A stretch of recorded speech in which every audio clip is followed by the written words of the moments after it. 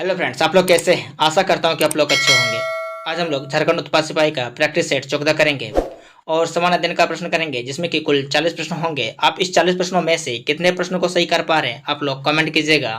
और अगर आप लोग झारखंड पुलिस का भी प्रैक्टिस सेट लगाना चाहते हैं तो हमारे चैनल के माध्यम से लगा सकते हैं, जिसमें कि कुल 50 प्रैक्टिस सेट लगाया गया है। तो आप हमारे चैनल के माध्यम से उस प्रैक्टिस सेट को लगा सकते हैं। तो चलिए वीडियो को न लंबा करते हुए हम वीडियो को स्टार्ट करते हैं और वीडियो के अंत तक बने रहिएगा। यांडूब की संधि किसके किसके बीच हुई थी? तो यांडूब की संधि ब्रिटिश और वर्मा के बीच हुई थी। नरबली प्रथा को समाप्त करने के लिए कानून किसके शासनकाल में बनाया गया था? तो नरबली जो प्रथा चल रहा था उस टाइम कानून किसके शासनकाल में बनाया गया था? तो ये कानून बनाए गए थे लॉर्ड हार्डिंग के समय। जैन सूत्र में कितने लिपियों का उल्लेख है? जैन सूत्र में कितने लिपियों का उल्लेख है? तो जैन सूत्र में कुल 18 लिपियों का उल्लेख है। केंद्रीय भारत भाषा संस्थान कहाँ स्थित है? केंद्रीय भाषा संस्थान कहाँ स्थित है? भारतीय भाषा संस्थान कहाँ स्थित है केंद्र वाला? यह है मैसूर में। रवांडा की राजधानी है। रवांडा की राजधानी क्या है? तो रवांडा की राजधानी किगाली है। अमेरिका में फ्री हिंदुस्तान अखबार किसने शुरू किया था? फ्री हिंदुस्तान जो अखबार थे वो किसने शुरू किया था? ये शुरू किए थे Taraknath Das. Guilty man of India's partition पुस्तक किसने लिखी? ये पुस्तक किसने लिखी थी? ये पुस्तक लिखे थे डॉक्टर राम मनोहर लोहिया। कांग्रेस के निम्नलिखित नेताओं में से कौन एक कैबिनेट मिशन योजना के पक्ष में पूरी तरह से था? तो कैबिनेट मिशन योजना के पक्ष में पूरी तरह से कौन नेता थे? तो वो थे Sardar Patel. The man who divided India पुस्तक के लेखक थे। इस पुस्तक के लेखक कौन थे? The man who divided India पुस्तक के लेखक कौन थे? इस पुस्तक के लेखक थे रफीक जकारिया। संविधान सभा में उद्देश्य प्रस्ताव किसने प्रस्तुत किया? संविधान सभा में उद्देश्य प्रस्ताव किसने प्रस्तुत किया था? ये प्रस्तुत किए थे जवाहरलाल नेहरू ने। सिंधी को किस संवैधानिक संशोधन द्वारा संविधान की 8वीं अनुसूची में शामिल किया गया? तो सिंधी को किस अनुसूची में जो कि शामिल किया गया था? संविधान का कौन सा संशोधन चल रहा था जो सिंधी को शामिल किया गया था 8वीं अनुसूची में? ये चल रहे थे 21वां संविधान संशोधन। पंचायती राज प्रथम प्रवर्तित किया गया। पंचायती राज को सबसे पहले कहाँ परिवर्तित किया गया था? ये राजस्थान में किया गया था और राजस्थान के भी नागौर जिला में। भारत में सबसे पहले राजस्थान में पंचायती राज की स्थापना किस वर्ष हुई थी? किस वर्ष हुई थी? तो पंचायती राज की स्थापना जो कि राजस्थान में नागौर जिला में हुआ था, यह हुआ था 1959 ईस्वी में। स्थानीय ग्रामीण शासन के रूप में पंचायती राज प्रणाली सर्वप्रथम अपनाई गई थी। सर्वप्रथम कहाँ पंचायती राज प्रणाली अपनाई गई थी? ये सबसे पहले राजस्थान और फिर आंध्र प्रदेश द्वारा अपनाई गई। गरीब रेखा के नीचे जनसंख्या का न्यूनतम प्रतिशत अंकित है। तो गरीब रेखा के नीचे जनसंख्या का न्यूनतम प्रतिशत कहाँ अंकित है? ये अंकित है गोवा में। निम्नलिखित में से किस राज्य को अत्यधिक कुपोषण के कारण भारत का इथोपिया कहा जाता है? कौन सा राज्य को भारत का इथोपिया कहा जाता है?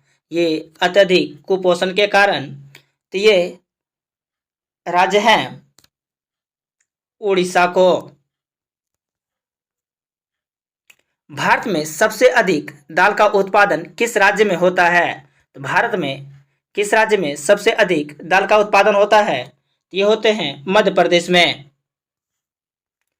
निम्न में से किस अर्थशास्त्री ने विकासशील देशों के लिए रोलिंग प्लान की अवधारणा का सर्वप्रथम समर्थन किया था? तो रोलिंग प्लान का अवधारणा का सर्वप्रथम जो समर्थन किसने किया था? ये समर्थन किए थे गुन्नार मैडल। नीति आयोग का प्रथम मुख्य कार्यकारी अधिकारी सीईओ किसे बनाया गया? तो नीति आयोग के प्रथम मुख्य कार्यकारी सीईओ किसे बनाया गया था? तो ये बनाए गए थे सिंधुश्री खुल्लर। सिंधुश्री खुल्लर को नीति आयोग का प्रथम मुख्य कार्यकारी अधिकारी यानी सीईओ बनाए गए थे। 11वीं पंचवर्षीय योजना की अवधि के लिए निम्न में से कौन सा सही है? तो 11वीं पंचवर्षीय योजना कब से कब तक चली थी? तो ये 2007 से 2012 तक चली थी, यानी 1/4/2007 से 31/3/2012 तक चली थी। किसके शासनकाल में अजंता की गुफाएं निर्मित की गई? किसके शासनकाल में अजंता की गुफाएं निर्मित की गई? ये निर्मित किया गया था गुप्त के शासनकाल में। ऑस्ट्रिक भाषा समूह की भाषाओं को बोलने वाले को क्या कहा जाता है? जो ऑस्ट्रिक भाषा समूह की भाषा बोलते हैं उसको क्या कहा जाता है? तो उसको निषाद कहा जाता है। भारतीय भाषाओं में हिंदी के बाद विश्व की कौन सी भाषा अधिकतम बोली जाती है? तो विश्व की कौन सी भाषा अधिकतम बोली जाती है? ये भाषा है बंगला। बंगला भाषा अधिकतम बोली जाती है हिंदी के बाद। भारतीय संविधान सभा ने भारतीय राष्ट्रीय ध्वजा की रूपरेखा का अंगीकार किया। तो भारतीय राष्ट्रीय ध्वजा का अंगीकार कब किया गया? तो यह किया गया था 22 जुलाई 1947 को। लास्ट सोपर एक प्रसिद्ध रेनेसांस चित्रकारी किसके श्रेष्ठ कृति थी? किसकी श्रेष्ठ कृति थी? ये थे लियोनार्डो विंची। द्रविड़ भाषाओं में सर्वाधिक बोली जाने वाली भाषा है। द्रविड़ भाषा में सर्वाधिक बोली जाने वाला भाषा कौन सा है? तो ये भाषा है तेलुगु। 1977 में केंद्र सरकार के पंचायती राज संस्था की कार्यकारी प्रणाली एवं ढांचे में सुधार लाने के उद्देश्य से किस समिति को नियुक्त किया गया? तो किस समिति का नियुक्त किया गया? जो कि समिति का एक नियुक्ति किया गया था 1977 में पंचायती राज के लिए। तो ये समिति थे अशोक मेहता समिति। उस्ताद मंसूर खां किस मुगल शासक के शासनकाल में प्रसिद्ध चित्रकारी थे? उस्ताद मंसूर खां किस मुगल शासक के शासनकाल में प्रसिद्ध चित्रकारी थे? तो ये थे जहांगीर के शासनकाल में। भीमबेटका किसके लिए प्रसिद्ध हैं? तो भीमबेटका किसके लिए प्रसिद्ध है? तो भीमबेटका ये प्रसिद्ध है गुफाओं के शैल चित्र के लिए। निम्नलिखित में से कौन सा एक सही कालक्रम है? कौन सा एक सही कालक्रम है? तो यह है शंकराचार्य, उसके बाद रामानुज, उसके बाद चैतन्य। पंचायत स्तर पर राज्य सरकार का प्रतिनिधित्व कौन करता है? पंचायत स्तर पर राज्य सरकार का प्रतिनिधित्व कौन करता है? इसका राज्य सरकार का जो प्रतिनिधित्व करते हैं तो ग्राम मुखिया करते हैं। पंचायती राज को डैश के अंतर्गत स्वशासन की इकाई के रूप में गठित किया गया। किसके रूप में संगठित किया गया था? ये संगठित किए गए थे राज्य नीति निर्देशक तत्व के रूप में। पंचायती राज संस्था अपनी निधि हेतु निर्भर है। पंचायती राज संस्था जो है वह किस हेतु निर्भर है? यह है सरकारी अनुदान पर ये निर्भर हैं। भारत में प्रत्यक्ष लोकतंत्र का उदाहरण क्या है? प्रत्यक्ष लोकतंत्र का उदाहरण क्या है? तो प्रत्यक्ष लोकतंत्र का उदाहरण है ग्राम सभा। यह सत्य होगा कि भारत को परिभाषित किया जाए। यह सत्य होगा कि भारत को परिभाषित किया जाए